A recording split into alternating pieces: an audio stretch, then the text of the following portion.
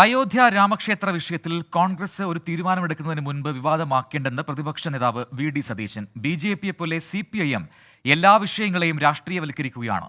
മുസ്ലിം ലീഗിൽ നിന്ന് മാതൃകാപരമായ പ്രതികരണമാണ് ഉണ്ടായത്.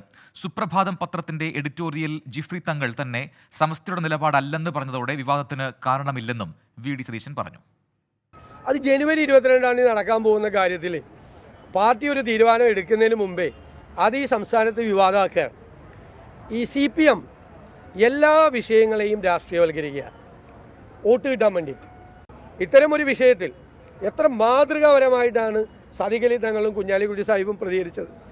ഒരു ഒരു ഒരു ഭിന്നിപ്പ് ഇതിൻ്റെ പേരിൽ ജനങ്ങളുടെ ഇടയിൽ ഉണ്ടാകരുത് എന്നാണ് ആഗ്രഹം.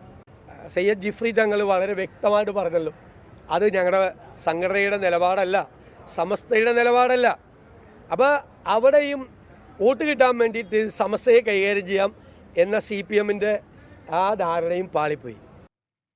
എബിൻ ജോസ് നൽകും കൂടുതൽ വിവരങ്ങൾ. എബിൻ, കോൺഗ്രസിന്റെ തീരുമാനം വന്നിട്ടില്ല അയോധ്യ വിഷയത്തിൽ. അതിൽ തന്നെ ഈ മുന്നണിക്കിടയിൽ തന്നെ പല കക്ഷികൾക്കും ഈ രീതിയിലുള്ള ഒരു അഭിപ്രായ വ്യത്യാസമുണ്ട്. അത് തുറന്നു പറഞ്ഞിട്ടില്ലെങ്കിൽ കൂടി പക്ഷേ ഇന്നിപ്പോൾ വി.ഡി. സതീശൻ നടത്തിയ ഈ പ്രതികരണത്തിൽ നിന്നും അത്തരം പ്രതികരണങ്ങളെ അണിനയിപ്പിക്കുന്ന അല്ലെങ്കിൽ അവരെ സുഖിപ്പിക്കുന്ന രീതിയിലുള്ള ഒരു പ്രതികരണമായി തോന്നുന്നു. മുസ്ലിം ലീഗിനെ അടക്കം പരാമർശിച്ചുകൊണ്ടാണ് ഇന്നിപ്പോൾ സതീശൻ സംസാരിച്ചത്. എന്തൊക്കെ കാര്യങ്ങൾ സൂചിപ്പിച്ചു? ഈ രാമക്ഷേത്ര ക്ഷണവുമായി ബന്ധപ്പെട്ടുകൊണ്ട് കോൺഗ്രസിന്റെ നിലപാട് അത് ദേശീയ നേതൃത്വം ഹൈക്കമാൻഡ് തീരുമാനിക്കുമെന്നാണ് പ്രതിപക്ഷ നേതാവ് പറയുന്നത്. അതിനു മുന്നേ തന്നെ ഇത്തരത്തിൽ വിവാദം ഉണ്ടാക്കേണ്ട സാഹചര്യമില്ല. കേരളത്തിൽ BJPയെ പോലെ തന്നെ CPMും ഇത് രാഷ്ട്രീയ വിവാദമാക്കുകയാണ്.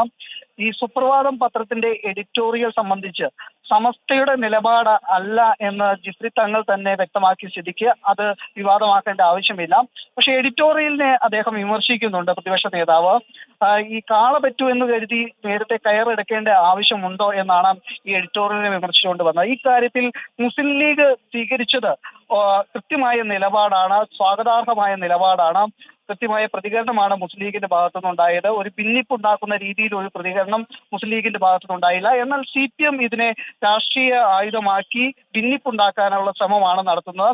ഈ കാര്യത്തിൽ കോൺഗ്രസിന്റെ ഹൈക്കമാൻഡാണ് കൃത്യമായ നിലപാടെടുത്ത് കൃത്യമായ സമയത്ത് പറയും. ഇനിയും സമയമുണ്ടല്ലോ എന്നുള്ളത് തന്നെയാണ് പ്രതിപക്ഷ നേതാവ് ഇപ്പോൾ വ്യക്തമാക്കിയത്.